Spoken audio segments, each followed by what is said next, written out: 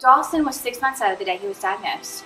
I had kind of been watching him for a little bit. When he was 4 months old and I'd taken him to the pediatrician, he was still crossing his eyes a little bit as he was focusing on things, and I'd asked the pediatrician about it, and he said he might have a lazy eye. We'll watch it. So he sent us to an eye doctor, and the eye doctor said, yeah, it's going to be a lazy eye, no big deal. We'll watch it. Let's do an MRI and see if there's anything going on. He said there's not going to be, but let's do it. So I took him to the pediatrician. I wanted the pediatrician to check him out before he was sedated for his MRI. And he essentially took one look at him and sent us straight to the hospital. I was 6 months old whenever I was diagnosed with 7 tumors on my brain and 3 potential tumors on my spine. I went through 5 full years of chemo. I went through 3 years and then a 10-month break and then another 2 years of chemo because they thought the 10 months that it was gone, and then, oh, just kidding, cancer came back, and look, it's being a bully again, wanting to bother another innocent child.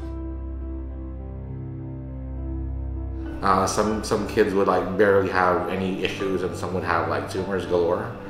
And when that happens, they usually have a tumor that's in the middle of your optic nerve, which is just a fancy word of saying your eye nerve, and it grows outward.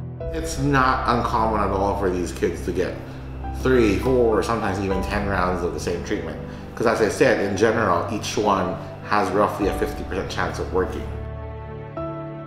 I just remember always getting sick on the way home, going to the doctor's office at 9 o'clock and sitting there for 3 hours, and then going to get chemo until 10:30 or 10 o'clock at night on a good night, which was 10 o'clock.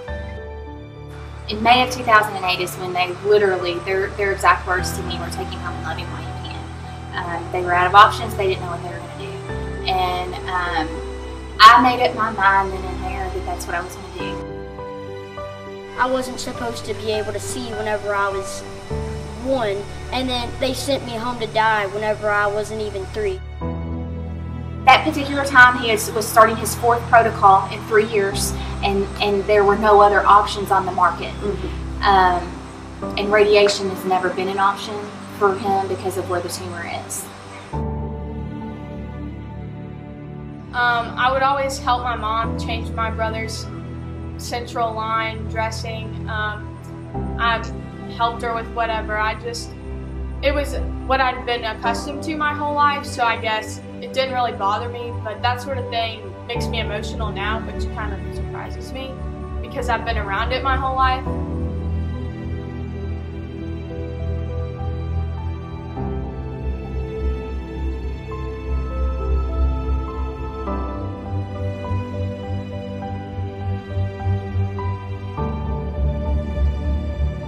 The whole bar family is a big team for Gilda's Club, and Dawson has been a huge part of spreading the word about what we do and what kinds of things are out there for the kids and family members at Gilda's Club. So thanks, Dawson.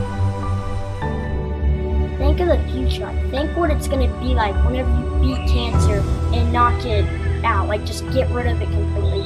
Think of what you're going to do in the future. Think of the good memories in the past. Don't think about the bad things. Think about the good things that you had. Even if you were diagnosed and your cancer is gone now, just think of all the good times that you had during your treatments or just during cancer in general.